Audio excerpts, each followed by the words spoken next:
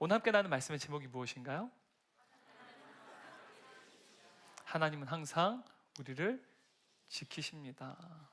사실 오늘 이 제목의 말씀 우리 너무 잘 알합니다. 잘 알고 있습니다. 하나님께서 우리를 지키신다는 사실. 하지만 우리 인생에 마치 거대한 쓰나미처럼 거대한 폭풍우 가운데 우리가 처해질 때가 있어요. 우리의 삶이 사정없이 흔들리는 인생의 고난이 있다는 사실이죠. 이러한 어려운 상황과 처하게 될 때 참 우리는 하나님께서 우리를 지키신다는 사실을 믿기가 참 어렵습니다.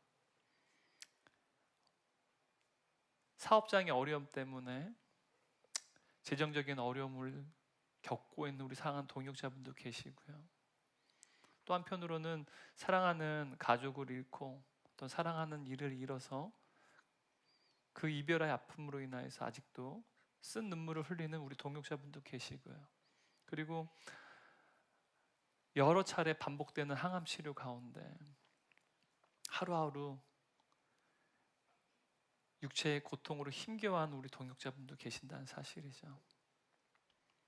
이런 삶을 또한 이러한 고난을 겪으며 살아갈 때 참 우리에게 절실하게 필요한 또한 오늘 시편 121편의 시인처럼 우리가 하나님께 올려드리는 질문이 있습니다. 그것이 무엇이냐? 나의 도움이 어디서 올까? 도대체 나를 도울 이가 누굴까라는 질문이라는 사실이죠. 우리가 고난을 겪을 때 우리가 의지할 이 그리고 우리가 우리에게 또 도움을 줄 이를 우리는 간절히 찾습니다. 여튼 고난의 터널을 지나가는 많은 사람들은 시편 121편을 쓴 이 시인과 같은 공통된 질문을 한다는 사실입니다. 그런데 여러분, 오늘 이 시인은 그의 질문에 대해서 어떻게 답변하고 있습니까? 2절 말씀 읽겠습니다. 나의 도움은 천지를 지으신 여호와에게서로다. 나의 도움이 어디서 올까라고 분명히 질문했어요. 그런데 지금 시인은 나의 도움은 누구에서부터 온다라고 말씀하고 있습니까?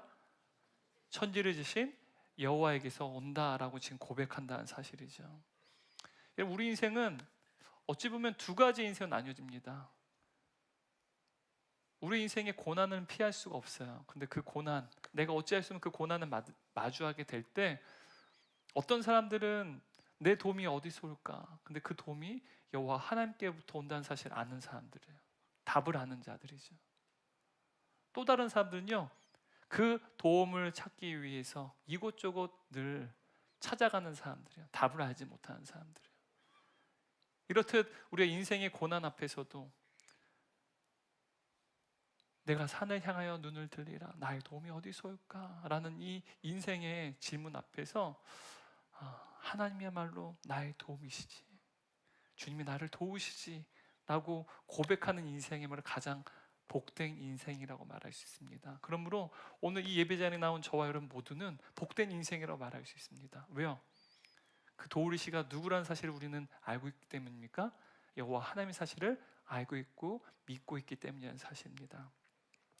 오늘 우리가 읽은 이 시편 121편의 이 표제를 보게 되면 표제어가 성전에 올라가는 노래라고 쓰여져 있습니다. 그러니까 성전에 올라갈 때 이제 순례자들이 불렀던 노래가 바로 이 시편 121편입니다.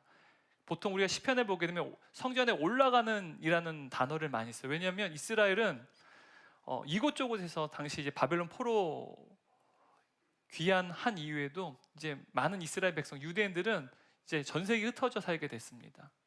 그리고 또 이스라엘 내에서도 여러 전국 곳곳에 흩어져 살고 있지 않습니까? 그리고 절기가 되면 이들은 그 절기를 지키기 위해서 예루살렘 성전으로 갑니다.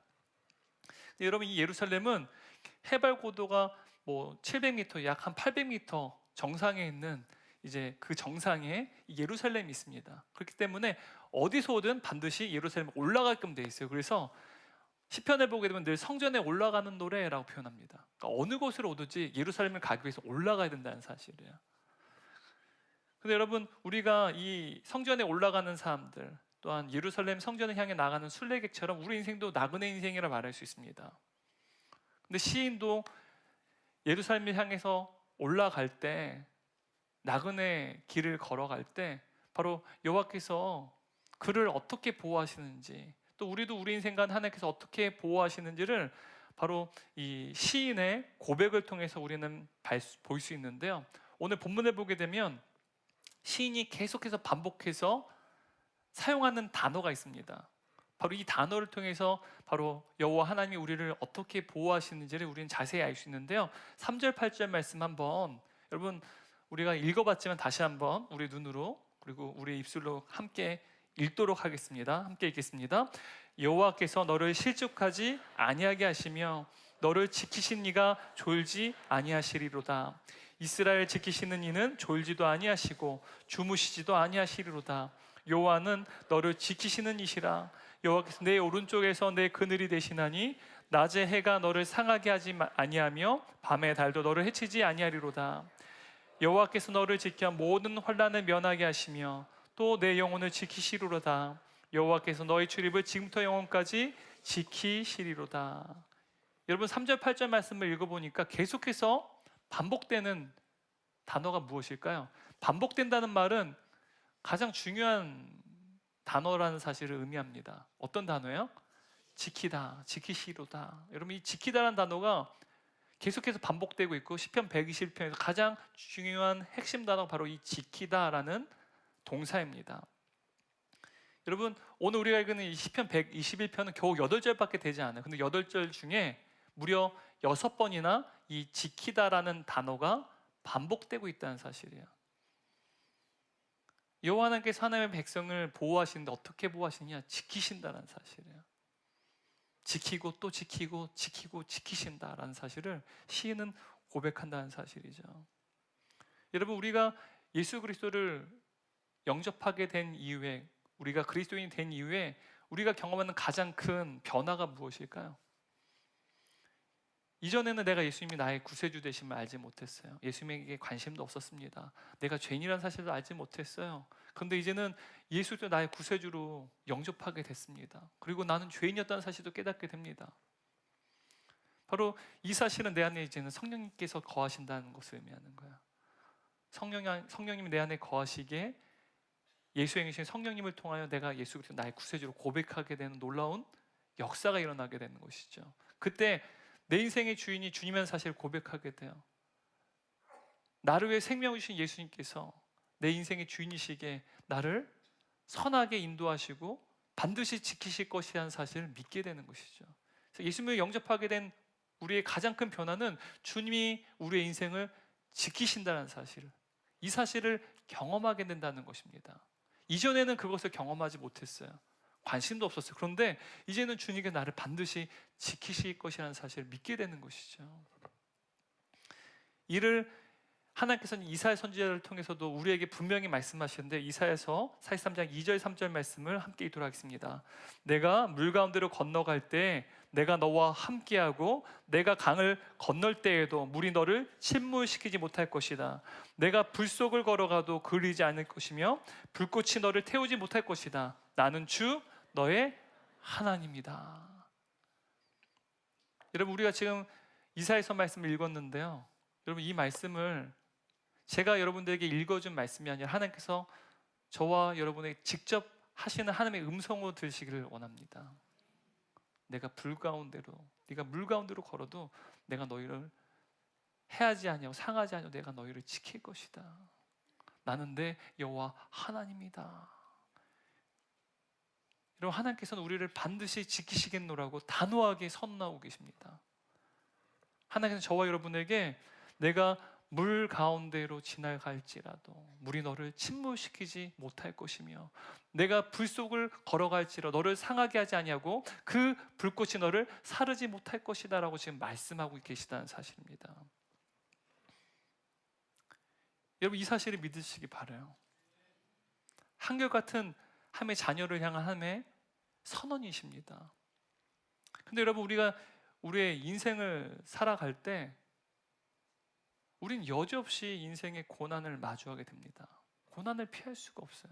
우리가 숨을 쉰다는 것, 어찌 보면 살아간다는 것을 전제하는 또 다른 용어가 무엇이냐? 고통을 당한다는 거예요. 생명이 존재하는 한 고통은 피할 수 없는 것입니다. 살아간다는 말은 한편으로는 고통을 당하고 있다는 말을 또한 표현하는 단어이기도 합니다. 우리가 인생을 살아갈 때 고난을 피할 방법이 없어요. 또 우리가 인생을 살아갈 때 재난을 피할 방법도 없다는 사실입니다. 근데 여러분, 하나님께서 우리를 지키시겠다는 이 말씀은 우리의 인생에 어떠한 고난이나 재난도 일어나지 않게 해주겠다는 것을 의미하는 게 아닙니다. 그리고 심지어 하나님께서 우리를 보호해 주신다는 것을 우리가 믿는다고 해서 우리 인생에 어떤 위험이나 어려움이 발생하지 않는 것을 의미하지도 않습니다.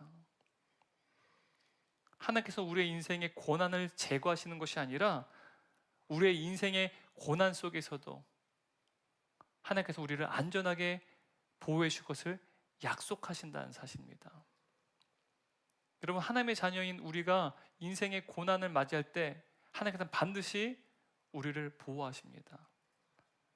하나님께서 이것을 약속하고 계시다는 사실이에요. 하나님의 자녀인 저와 여러분은 하나님의 보호하심이 반드시 따르게 된다는 것을 하나님께서는 계속해서 우리에게 약속하신다는 사실이죠. 여러분, 학자들은 이 시편 121편이 쓰여진 이 배경이, 어떤 학자들은 이스라엘 백성들이 이 바벨론 노예 생활 중에 이 시를 신이 작성했다 말하기도 하고요. 또 어떤 학자들은 이 바벨론 노예 생활이 이제 끝나갈 즈음에 다시 예루살렘 돌아갈 걸 소망하며 이 시인이 이 시편 121편을 작성했다라고 주장하기도 합니다. 사실 공통된 것은 다 바벨론 노예 생활, 포로 생활 할 때 쓰여지는 것이죠. 노예 생활 중에 쓰여졌든지 아니면 노예 생활을 마치는 그 즈음에 다시 귀환을 소망하며 예루살렘을 소망하며 이 시를 썼다라고 학자들은 이야기를 합니다. 근데 여러분, 뭐 노예 생활 중에 썼든 아니면 노예 생활을 끝마칠 즈음에 썼든 어느 쪽에 있든 여러분, 이스라엘 백성들은 이 시편 121편에 쓰여진 이 노래를 부르기 참으로 힘들었을 것입니다. 이 찬양을 하나님께 올려드린 것이 참으로 버거웠을 것입니다. 그럼 과거에 우리가 2차 세계대전 당시에 독일 나치에 의해서 유대인 남성, 여성, 어린이들 약 한 600만 명이 학살을 당했습니다. 여러분, 그 학살의 현장 가운데 여호와 하나님이 우리를 지키신다라고 찬양할 수 있겠습니까, 유대인들이요? 마찬가지로 여러분, 바벨론 포로 기간 때도요, 하루아침에 하나님의 도성인 예루살렘이 이방인인 바벨론의 군대에 의해서 정복당했습니다. 그들의 말바굽 아래 있게 놓여지게 되었다는 사실이에요. 그때 무수히 많은 유대인들이 바벨론 군대에 의해서 참혹하게 학살을 당했습니다. 그리고 살아있는 자들은 많은 이들이 바벨론으로 포로로, 그러니까 노예로 끌려갔습니다. 무려 70년 동안 개, 돼지처럼 노예 생활을 했다는 사실이에요. 여러분, 이러한 비극적인 상황 속에서 유대인들이 과연 하나님이 우리를 지키신다라고 찬양할 수 있었을까요? 그럼 만약 우리의 인생 가운데 이러한 일이 우리도 놓여졌다 한번 생각해 보십시오. 무고한 피해를 당하고 생명과 재산을 또한 앗아가는 그러한 인생의 비극을 맞이하게 될 때 우리는 과연 하나님께서 우리를 지키신다고 찬양할 수 있냐는 거예요. 우리가 신앙생활 때 가장 괴로운 일이 무엇입니까? 하나님께서 나의 기도를 듣지 않는 것처럼 느껴질 때요. 마치 하나님이 존재하지 않는 것처럼, 하나님 부재하신 것처럼 느껴질 때 우리의 인생 그리고 우리의 신앙생활 가장 괴로운 시간이 바로 이때라고 말할 수 있습니다. 아마 이스라엘 백성도 아마 그러한 감정이었을 거예요. 이제는 하나님의 백성이 이방 민족인 바벨론에 의해서 노예로 처참하게 살아가고 있는 현장 가운데 아마 이스라엘 사람들은 하나님께서는 그들을 보호하시지도 않고 또한 그들을 보호할 능력도 없다고 여겼을 거예요. 고대 시대에는 전쟁은 신과 신의 전쟁이기도 했습니다. 바벨론이 이겼다는 말은 바벨론이 믿는 신이 여호와를 이겼다는 것을 의미하거든요. 그러니까 더 이상 여호와 하나님은 존재하시더라도 능력이 없는 신인 거야. 자기들을 구원할 수 있는 신이 아니라는 사실이야. 아니면 그 신은 존재하지 않는다는 사실이죠. 이렇듯 이스라엘 백성들은 하나님을 찬양하기 힘들었을 것입니다. 그래서 원망했을 거예요. 게다가 노예 생활하는 내내 얼마나 힘겹겠습니까? 애굽에서 430년 노예 생활하는 것도 너무 힘들어 하나님께 부르짖었는데 얼마나 이들이 하나님께 부르짖었겠습니까? 1년, 3년, 5년, 10년, 20년, 30년 부르짖었지만 하나님께 응답하지 않으세요. 그들의 기도에 그리고 그들의 부르짖음에 전혀 응답하시지 않았다는 사실이에요. 그저 하나님께서 침묵하실 뿐이었습니다.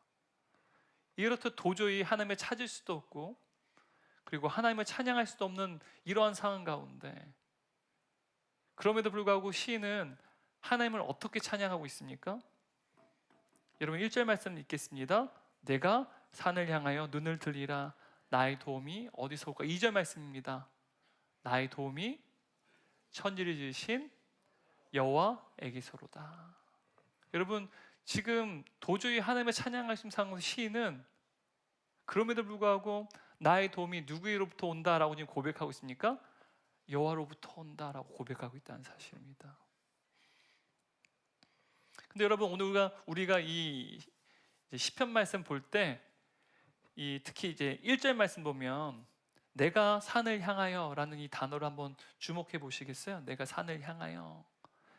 여러분 우리는 보통 이 산이 시온산, 예루살렘 성전이 있는 이제 시온산을 뜻한다라고 생각을 해요. 그런데 여러분 히브리 성경을 살펴보게 되면 이 산이라는 이 단어가 단수가 아니라 복수입니다. 산들이야. 내가 산들을 향하여 눈을 들리라 라는 거야. 산이 아닙니다. 산들이야. 그러니까 복수형이라는 사실을 보게 되면 이것이 예루살렘을 의미하는 게 아니라는 사실을 알 수 있습니다. 예루살렘, 시온산 의미하면 단수여야죠. 복수란 말은 예루살렘을 의미하는 것이 아니라는 사실을 우리는 분명히 알 수 있습니다. 그렇다면 여기서 이 산들, 시인이 말하는 이 산들은 정확하게 무엇을 의미하는 것일까요? 산들. 복수형의 이 산은 무엇을 의미하는 것일까요? 종교개혁자인 요한 칼빈은 이 산들이라는 단어에 대해서 이렇게 표현합니다. 죄인인 인간이 하나님이 아닌 사방으로 눈을 돌려 도움을 찾으려는 불신앙적 행위를 총칭하는 단어. 제가 요한 칼빈 선생님이 말하는 것 계속해서 읽어드릴게요. 산들이라는 용어를 통해서 시인은 이 세상 안에 있는 것들 중 하나님이 아닌 위대하고 탁월한 것은 무엇이든지 다 가리킨다. 그리고 우리는 그러한 모든 혜택을 아무것도 아닌 것으로 간주해야 한다. 다시 말해 보면 하나님 백성은 세상의 모든 도움들, 즉 이 산들처럼 가장 장엄하고 위대한 것이 우리에게 주어진다 할지라도 우리는 하나님 외에 다른 어느 곳으로부터 의지해서도 또 안전을 추구해서 안 된다라는 것을 의미하는 거예요. 여기서 말하는 산들은 우리가 의지하는 것들을 의미하는 것입니다. 하나님이 아닌 것들을 우리는 의지할 때가 있어요. 그리스도인들도 우리가 인생을 살아갈 때 종종 하나님이 아닌 다른 것들을 의지하고 또 하나님이 아닌 다른 것으로부터 도움을 받기를 원할 때가 있어요. 내가 산들을 향하여 눈을 돌리라. 내가 산들을 보는 거예요. 나에게 도움이 될 것이 무엇인지, 내가 의지할 것이 무엇인지 고개를 돌리면서 우리는 늘 찾고 또 찾아요. 여러분 지난 한 주간 무엇을 의지하며 사셨습니까? 여러분 의지하는 것, 특히 여러분에게 도움이 준 것이 무엇이었습니까? 어떤 누군가가 여러분에게 도움을 준 분도 계실 거야. 또 여러분이 특히 더 의지했던 것들이 있을 수도 있습니다. 여러분 직장인들이 특히 남성분들 제가 제자 훈련하다 보면 늘 이야기하는 게 가장 이야기 많이 하는 게 재테크입니다. 앞으로 이제 제2 인생이죠. 이제 은퇴하고 난 이후에 이제 회사에서 이제 계속해서 평생 직장이 아니잖아요. 요즘에 상황이 어렵다 보니 앞으로 제2의 인생 어떻게 살아갈지, 그래서 앞으로의 미래의 어떠한 재정적인 안정을 꾸리기 위해서 어디에 투자하는 게 좋을지에 대한 이야기를 늘 이야기합니다.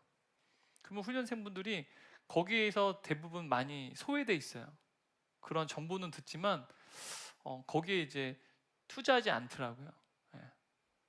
모르겠어요. 다른 거에 투자하고 계셔서 얘기 안 한 건지 모르겠지만 그런 부분에서 근데 뭐 투자할 수 있죠. 그게 나쁘다고 저는 생각 안 합니다. 투자할 수 있죠. 근데 문제는 우리의 미래를 우리의 재정적인 안정을 통해서 의지하는 경향들, 이것이 산들이죠. 우리가 정말 의지하는 것도 있다는 사실이에요.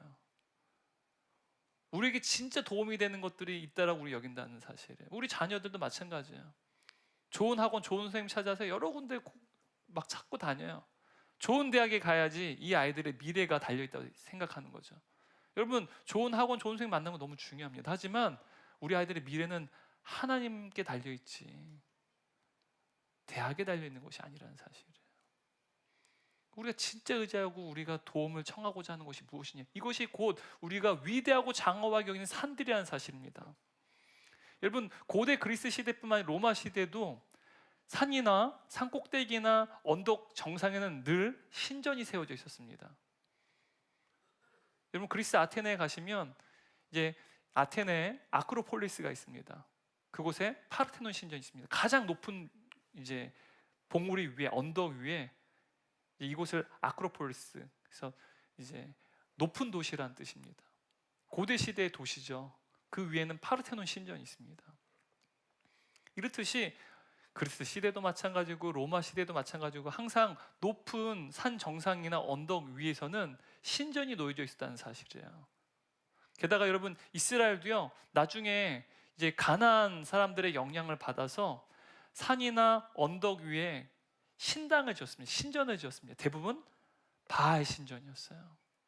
가나안 사람들의 영향을 받아서, 다시 말하면 이 산들이나 언덕 위에는 신전들이 세워져 있었고 이것은 우상 숭배의 중심지였다는 사실입니다. 그러면 여러분, 내가 눈을 들어서 산들을 본다라는 이 말은요, 하나님이 아닌 다른 것을 의지하는 거예요. 나에게 도움을 줄 것이 무엇인지를 둘러보는 것이죠. 인간은 항상 나에게 도움을 줄 것, 내가 의지할 것을 늘 둘러봅니다. 과연 누가 나에게 도움을 줄까? 그 고민을 우리는 누구나 살아가는 인생 가운데 늘 한다는 사실이죠. 이렇듯 여러분, 우리는 무언가를 의지하며 살아갑니다. 누군가에게는 돈이 의지의 대상이고요, 또 누군가에게는 능력이나 스펙이 의지의 대상입니다. 또 누군가에게는 건강이 의지의 대상이고요, 또 누군가에게는 인맥이 의지의 대상이기도 합니다. 여러분, 잘 생각해보세요. 여러분의 의지의 대상이 무엇인지요. 무엇이 여러분의 인생에 정말 도움이 된다고 여기면서 어제도 살아셨는지 한번 자세히 한번 점검해 보시기 바랍니다. 그런데 여러분, 우리의 인생은 우리가 의지하고 우리가 예배하는 것에 의해서 결정된다는 사실이에요.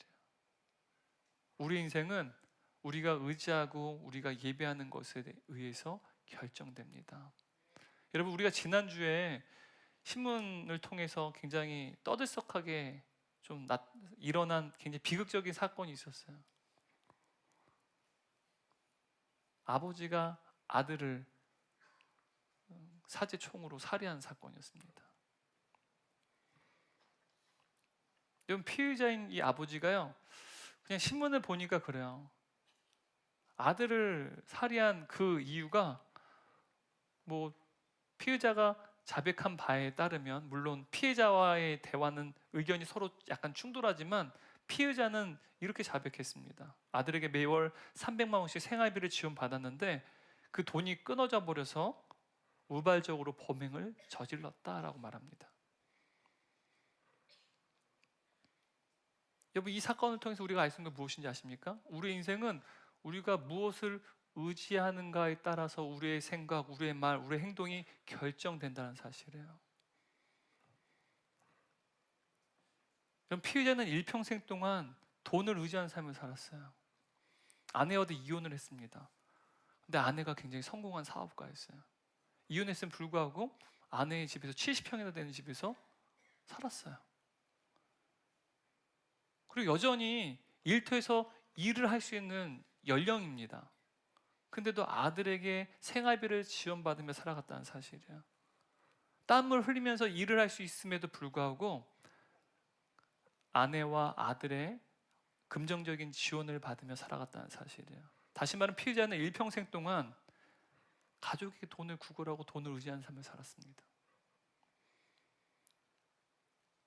비극적인 사건이지만 일평생 돈을 의지했기에 그의 인생은 돈을 의지하는 인생으로 결정됐다는 사실이에요. 여러분, 무신론자이자 작가인 데이비드 포스터 월리스라고 하는 작가가 있습니다. 교수이기도 해요. 40대의 젊은 나이에 이 사람 지독한 무신론자였습니다. 굉장히 똑똑한 사람이에요. 이 사람의 책이 젊은이들에게 굉장히 많이 읽혔습니다. 우리나라에는 많이 번역은 안 됐어요. 근데 참으로 똑똑하고 뛰어난 학자였는데 40대 나이에 자살을 합니다. 근데 그가 굉장히 통찰력 있는 말을 해요. 이 사람은 무신론자예요. 철저한 무신론자입니다. 근데 이런 고백을 합니다. 제가 그의 책 이것은 무리다는 책에서 그가 쓴 글을 제가 읽어드리겠습니다. 실제로 무신론이라는 것은 존재하지 않는다. 이 사람 무신론자입니다. 근데 무신론자는 존재하지 않는데요.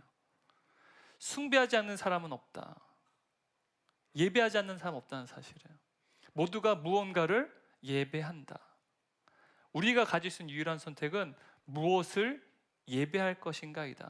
그리고 우리가 신이든 영적인 무엇이든 그런 대상을 예배하는 더 나은 이유는 그 외에 다른 모든 것을 예배하면 그것이 결국 당신을 집어삼키게 될 것이기 때문이다. 여러분, 하나님이 아닌 다른 것을 의지하는 인생, 다른 것을 예배하는 인생은 그것에 의해서 내가 그토록 의지하고 도움을 청했던 그것에 집어삼킨 바를 당하게 된다는 사실이에요. 제가 앞에서 잠깐 이야기했어요. 아들에게 생활비가 끊기게 되자 아들을 살해한 이 비정한 아버지, 무엇이 그를 그토록 비극적인 인생을 살게끔 만들었습니까? 그가 일평생 의지한 것이 돈이었어요. 그 돈 때문에 산채로 그 돈에 집어삼킴을 당한 거예요. 그 결과 자식을 잡아먹는 비정한 아비가 된 것입니다. 다시 말하면 이 피의자는 그가 의지한 것에 의해서 그의 인생이 결정지어졌다는 사실이에요. 그의 비극은 이미 하나님이 아닌 다른 무언가를 의지한 삶으로부터 기인했다는 사실입니다. 여러분, 시인은 지금 이것을 이야기하는 거예요. 내가 산들을 보지 않겠다는 거예요. 내가 산들을 향해서 눈을 돌려요. 내가 의지하고 싶기도 도움받기 싶어요. 그래서 나의 도움이 무엇일까 고민해요. 근데 2절에서 뭐라고 말합니까? 나의 도움은 누구로부터 온다는 사실이에요? 산들이 아니라, 돈이 아니라, 건강이 아니라 여호와 한 분으로부터 온다라는 사실을 고백하는 것이죠. 그래서 지금 시인은요 2절 말씀을 통해서 하나님이 아닌 하나님 백성에게는 하나님이 아닌 다른 것으로부터는 도저히 우리는 도움을 얻을 수 없다. 도움을 받아서는 안 된다는 사실을 이야기하는 거예요. 그 이유를 2절에서 이야기하는데 2절 말씀 함께 읽겠습니다. 나의 도움은 천지를 지으신 여호와에게서로다. 여러분 1절과 2절 말씀 한번 잘 보세요. 지금 산이라는 단어 산들이거든요. 근데 지금 시인은 1절과 2절 말씀을 통해서 지금 의도적으로 지금 두 개의 단어를 대조하며 이야기하고 있어요. 하나는 산들이에요. 또 하나는 여호와예요. 지금 시인은 1절과 2절 말씀을 통해서 나에게 도움을 주느니 내가 의지해야 될 대상이 누구인지에 대해서 산들과 여호와를 선명하게 대조하면서 내가 누구를 예배해야 되고 내가 누구를 의지해야 되는지에 대해서 지금 우리에게 보여주고 있다는 사실이에요. 우리는 영적으로 때로는 산들을 의지할 때가 있어요. 근데 시인은 산들이 아니라 누구를 의지하라는 사실입니까? 여호와를 의지하라는 거예요. 우리는 늘 삶을 살아갈 때마다 산들을 의지하고 싶을 때가 많아요. 근데 시인은 저와 여러분에 말하는 거예요. 산들이 아니야. 이거 의지하면 안 돼. 이거 의지하면 집어삼키게 돼. 누구를 의지하라? 여호와를 의지하라는 사실이에요. 나의 도움이 하늘과 땅을 지으신 여호와 하나님께서 온다는 사실을 지금 시인은 저와 여러분에게 고백하고 있다는 사실입니다. 여러분, 이 고백을 들었던 이스라엘 백성들은 아마도 그 이스라엘 백성을 향한 하나님의 위대한 구원의 역사를 떠올렸을 거예요. 그들을 어떻게 지키신 하나님, 어떻게 보호하신 하나님, 과거에 애굽에서 430년 동안 노예 생활을 했습니다. 그때 이스라엘 백성들이 하나님을 향해서 부르짖었어요. 근데 하나님께서 그 기도를 들으시고 그들을 구원하십니다. 그리고 그들에게 약속하신 가나안 땅을 그들에게 주셨어요. 하지만 그 가나안 땅에서 그들이 하나님 말씀에 불순종합니다. 하나님이 아닌 다른 산들을 그들이 숭배하기 시작했어요. 높은 산에다가 언덕에다가 바알 신당들을 짓고요, 하나님이 아닌 다른 우상들을 숭배하기 시작했습니다. 하나님께서는 수많은 선지자를 보내셔서 그들에게 회개할 것을, 나에게 돌아올 것을 절규하며 말씀하셨어요. 그런데 이스라엘 백성 듣지를 않습니다. 하나님의 말씀을 경멸했어요. 그리고 하나님께서 그들로 하여금 심판을 내리시지 않습니까? 바빌론 포로 생활을 그들에게 내리십니다. 근데 여러분, 그때 예레미야 선지자를 통해서 그들에게 주신 말씀 무엇입니까? 70년 지나면 다시 너희가 돌아올 것이다. 근데 여러분, 70년의 바벨론 노예 생활을 마쳤어요. 그러자 하나님께서 약속하신 대로 이스라엘 백성 예루살렘으로 다시 돌아오게 된 놀라운 구원의 역사를 경험했어요. 바로 이 시인의 고백을 통해서 이스라엘 백성들은 하나님의 위대한 구원의 역사를 경험했을 것입니다. 바로 이러한 역사를 하는 이스라엘 백성들 향해서 시인은 말한, 과연 우리는 누구를 의지해야 되느냐, 너희는 누구를 예배해야 되느냐라고 지금 질문하는 것입니다. 또 시인은 저와 여러분들 질문하는 거예요. 때로는 인생을 살아갈 때 우리의 고개를 산들 향해 돌릴 때도 있고, 산들에게 도움을 청할 때도, 의지할 때도 있지만, 지금 시인은 저와 여러분에게 이야기하는 거예요. 저와 여러분에게 이야기하는 것입니다. 너희를 진정 도우시는 이, 너희를 진정 지키시는 이가 누구냐? 바로 여호와 하나님 한 분뿐이라는 사실입니다. 여러분, 우리의 유일한 도우신 여호와 하나님을 온전히 의지하는 것, 이것이 믿음입니다. 때로는 우리가 저기 막 아프리카 가면 미어캣들이 있지 않습니까? 막 고개를 들고 막 서로 주위를 막 둘러봐요. 미어캣들 막. 미어캣처럼 막 주위를 막 둘러봅니다. 나의 도움이 뭔지 막 쳐다봐요. 내가 의지할 게 뭔지 막 둘러봐요. 근데 여러분, 믿음은 유일한 도움이 여호와 하나님이라는 사실을 온전히 의지하는 것, 이것이 믿음이라는 사실이에요. 나는 믿음을 가진 자라는 사실을 늘 인식해야 돼요. 자꾸만 미어캣처럼 고개를 들고 막 산들을 둘러보고 싶을 때마다, 나는 믿음을 소유한 자야, 나는 하나님만을 온전히 의지해야 돼, 이 사실이 바로 믿음을 가진 저와 여러분의 신앙의 모습이어야 된다는 사실입니다. 만일 지금 쓰나미와 같은 거대한 물살에 여러분의 삶이 흔들리고 좌초될 위기 처한 우리 동역자분들 계신다고 한다면, 그래서 나의 삶에 정말 진정한 도움이 무엇인지, 내가 의지할 것이 무엇인지 고민하고 있는 우리 동역자분 계시다면, 오늘 주께서 우리에게 들려주신 이 말씀 들으시기 바랍니다. 하늘과 땅을 신 여호와 하나님만이 우리의 도움이십니다. 이 사실을 믿는 저와 여러분 되시길 주님의 이름으로 축원합니다. 그리고 여러분, 이 시편 121편을 자세히 살펴보면 1절 2절 말씀에서 이제 나라고 하는 1인칭 단어가 등장을 해요. 1절 2절 말씀 보게 되면 나. 근데 여러분, 이 3절 말씀부터 이제 8절까지의 말씀 자세히 보시면 이제 여호와는 너를 지키신다, 2인칭 단어로 바뀌어져요.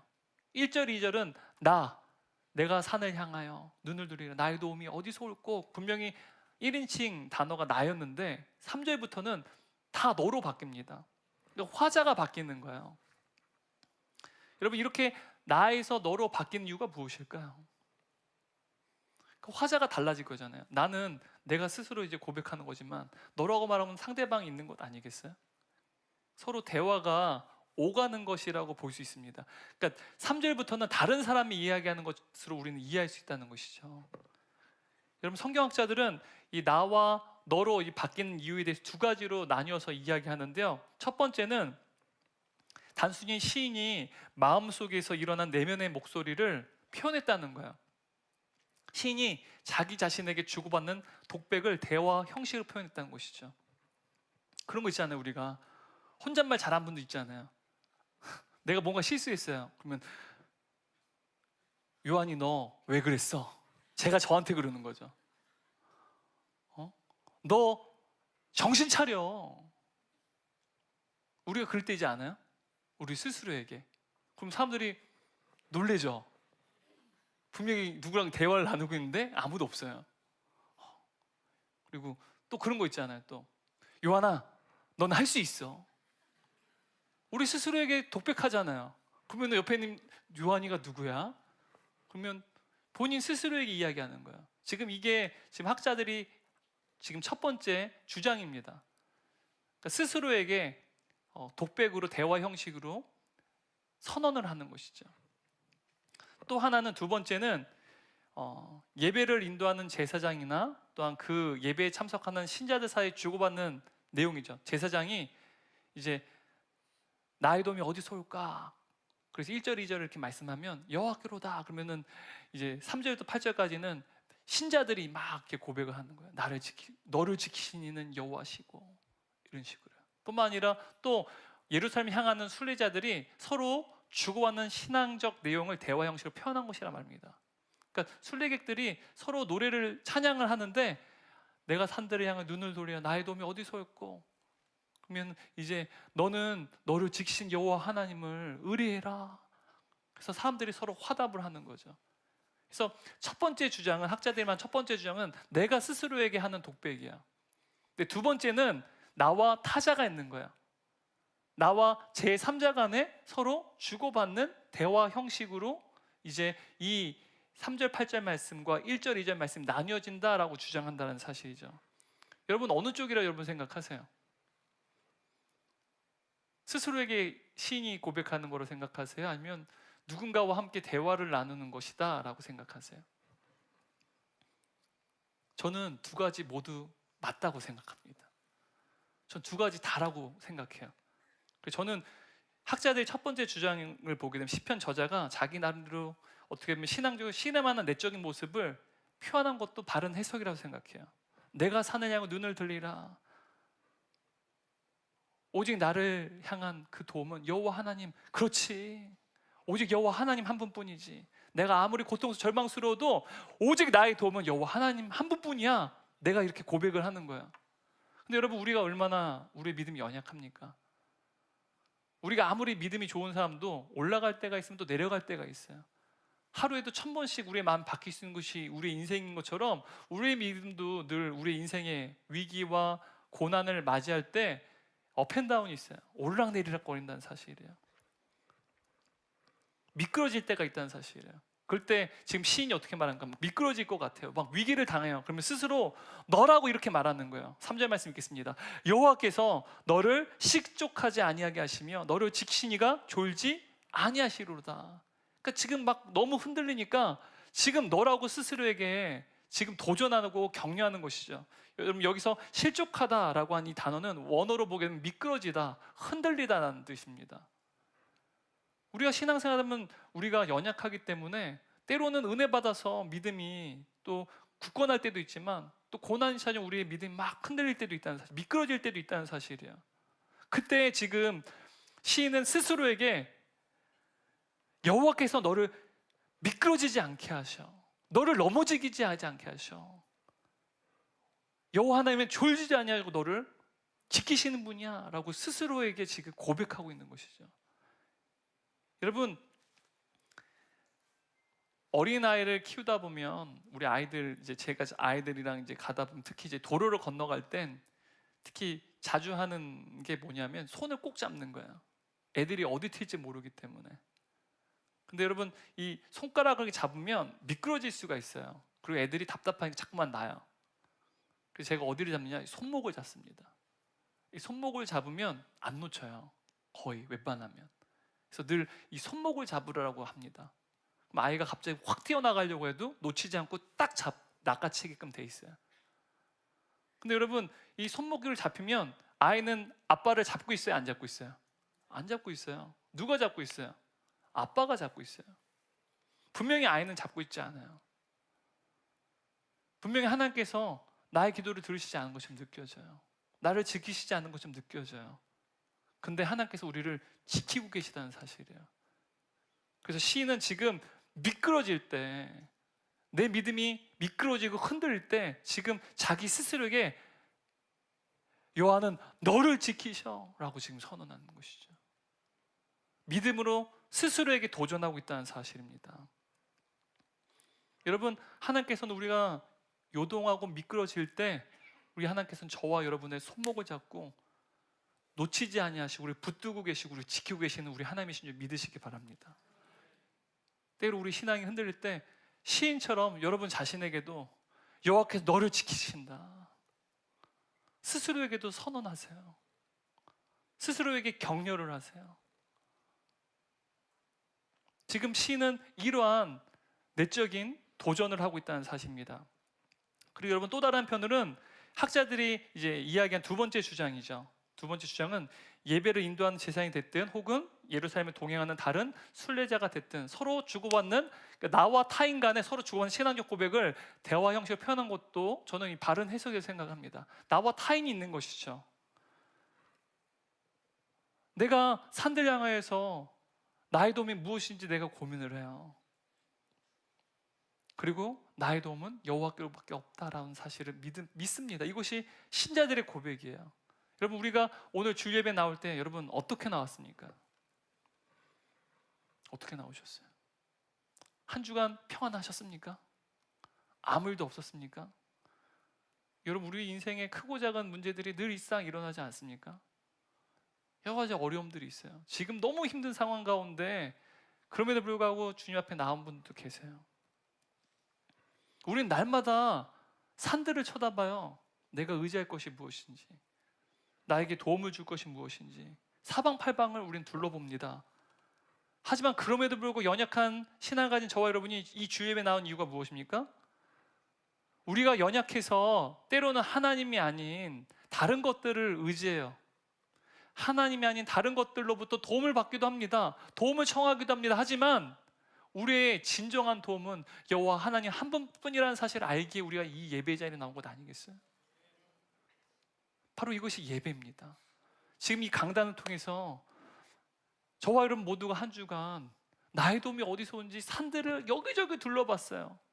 다른 것도 의지도 해봤어요. 하지만 여호와 하나님밖에 없는 것 같아요. 그래서 예배 자리에 나왔어요. 그런데 지금 이 시간 제가 하나님의 말씀을 여러분들이 전달하고 선포할 때 3절, 8절 말씀이 우리에게 들려지는 것이죠. 여호와께서는 여러분을 지키십니다. 여호와께서는 여러분을 실족하지 아니하고 환난을 당하지 아니하고 여러분의 영혼을 영영히 지키십니다. 우리를 지키시고 우리를 사랑하신 자이십니다. 그분의 눈동자로 우리를 한 분도 한순간 놓치지 않니 우리를 늘 주목하시고 우리를 지키시는 분이십니다. 여러분, 이것이 예배 현장이에요. 1절, 2절 말씀을 가지고 한 주간 살아냈어요. 그리고 예배의 자리에 나와요. 그리고 오늘 이 시간 또한 주의 말씀을 통해 3절, 8절의 말씀이 여러분에게 선포되는 것이죠. 그래서 그 3절, 8절 말씀, 주님께서 여러분을 지키신다, 당신을 지키신다는 이 말씀을 통해서 서로 화답하는 것이 곧 예배라는 거야. 또 여러분, 우리가 지금은 또 이제 방학했지만 한 주간 계속해서 우리는 하나님이 한 다른 것들을 계속 찾아요. 연약하니까요. 다른 걸 의지해요. 그럴 때 우리가 또 사랑방 예배에 나갑니다. 사랑방 예배에 가서 1절, 2절 말씀을 내가 산들 향해 눈을 둘렀어요. 나의 도움이 어디서 올까요? 근데 그럼에도 불구하고 하나님밖에 없음을 나는 연약하지만 믿고 싶어요. 누군가 순원 한 분이 읊조리는 거죠. 그러면은 사랑방에는 순원들과 순장도 어떻게 말하는 거예요? 3절, 8절의 말씀을 통해서 주께서, 여호와께서 너를 지키셔. 여호와께서 너를 정말 눈동자와 같이 너를 주목하고 계시고 지키고 계셔. 너가 물 가운데로 가고 불 가운데 거할지라도 너를 상하지 아니하지 하고 사르지 아니하도록 너를 지키고 보호하셔. 서로 격려하고 화답하는 것이 또 여러분 사랑방 예배 아니겠어요? 여러분, 그냥 이 주일 예배만 드리는 우리 성도님이 계시다면 꼭 사랑방 예배에 참여하시길 바랍니다. 이 기쁨을 여러분 누리셔야 돼요. 우리 연약하기 때문에 늘 1절, 2절 말씀의 고백으로 신앙으로 살아가는데 여러분 3절, 8절의 말씀에 화답과 격려와 위로가 필요한 사실이에요. 예배를 통해서 이루어지지만 사랑방 예배를 통해서 이루어진다는 사실입니다. 여러분, 그리고 여러분, 우리 믿음의 가정과 믿음이 없는 가정의 차이점이 무엇입니까? 믿음이 있는 가정과 믿음이 없는 가정들이요.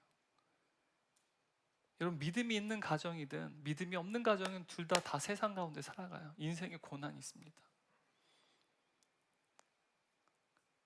남편은 가장의 역할을 감당하고 또 남편의 역할을 감당하고 아빠의 역할을 감당하는 것이 참으로 버겁고 힘들 때가 있어요.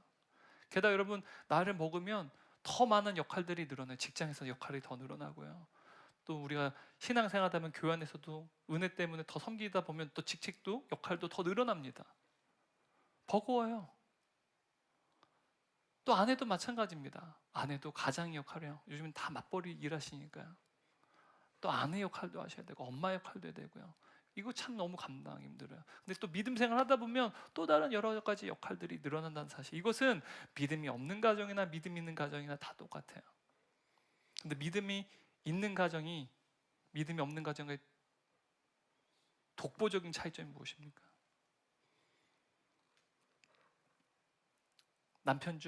남편과 아내 중 한 배우자가 1절, 2절의 말씀을 읊조리는 거예요. 나의 도움이 어디서 올까? 그치, 그래도 나는 믿음이 있을까? 하나님을 의지해야 되는데. 그때 배우자가 말하는 거예요. 여호와께서 당신을 지키셔. 여호와께서 당신을 물과 불 가운데에서도 상하지 아니도록 지키셔. 바로 믿음의 배우자가 지금 1절, 2절 말씀으로 읊조리고 신앙을 읊조리는 배우자에게 또 다른 믿음의 배우자가 3절, 8절의 말씀으로 위로하고 격려하는 것이죠.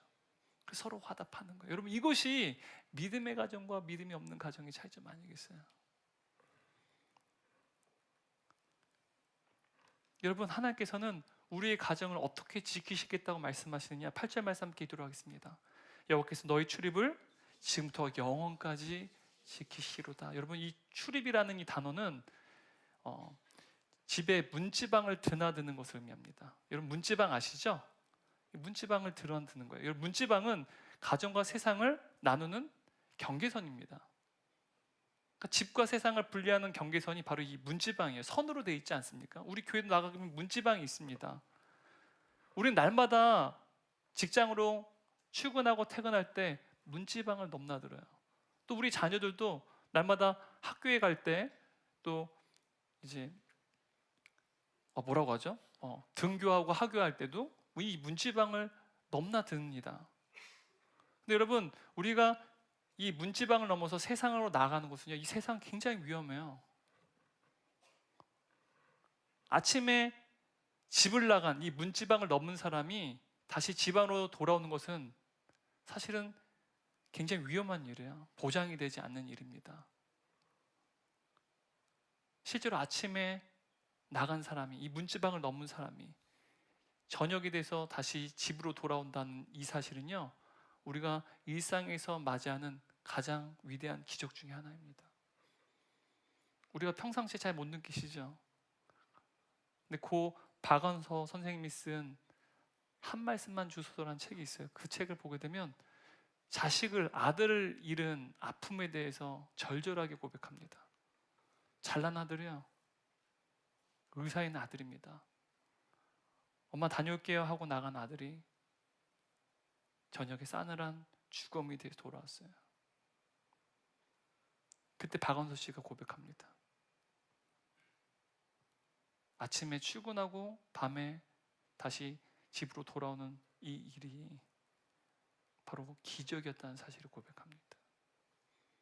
여러분, 우리가 날마다 우리가 일상에서 맞이하기 때문에 이것이 기적인지 몰라요. 근데 하나님께서 우리 가정을 어떻게 지키시다고요? 매일 날마다 너의 문지방을 넘나드는 것, 세상으로 위험한 세상으로 나아가는 그 모든 발걸음을 내가 영원히 지킬 것이다 라고 말씀하세요. 여러분, 우리 주님은 우리를 지키시는 분이십니다. 우리의 가정도, 우리의 자녀도, 우리의 미래도 지키시는 우리 주님이십니다. 결론입니다. 여러분, 예수님께서는 우리를 이 땅에서뿐만 아니라 죽음 위에도 우리를 지키시기 위해서 이 땅에, 인간의 몸 입고 이 땅에 오셨습니다. 십자가의 죽으심을 말미암아 우리가 하나님의 자녀가 되는 방법이 무엇이냐? 우리 안에 성령님이 거하시는 거야.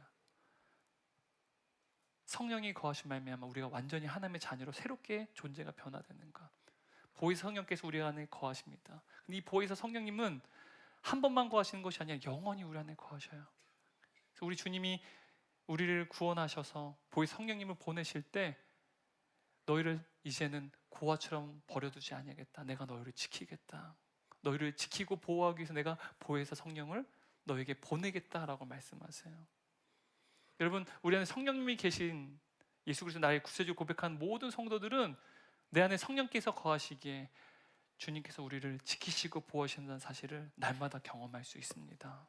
하나님께서 우리가 혹독한 불시어 가운데 걸어갈 때에도, 그리고 우리가 거대한 쓰나미처럼 우리를 뒤덮는 물시험 가운데 우리가 처할 때에도 우리 하나님께서 우리를 지키시고 우리를 굳건히 보호하십니다. 심지어 우리가 날마다 문지방을 넘나드는 우리의 모든 일상에서조차도 우리 하나님께서는 졸지 아니하시고 낮에는 해가, 밤에는 달이 우리를 해하거나 상하지 않도록 우리를 지키시고 보호하십니다. 날마다 우리를 고아처럼 내버려 두지 아니하시고 우리와 함께 거하시는 그 성령님 안에 우리가 철저히 주님을 의지함으로 말미암아 우리의 인생의 모든 도움이 오직 여호와 하나님 한 분뿐이시면 우리 스스로 고백할 뿐만 아니라 우리가 사랑하는 동역자들에게 또한 사랑하는 배우자에게도 우리 주님께서 너를 지키셔라고 서로 위로하고 격려하고 화답하는 저와 여러분 되시기를, 우리 은혜 공동체 되시기를 주님의 이름으로 축원합니다. 우리 다 함께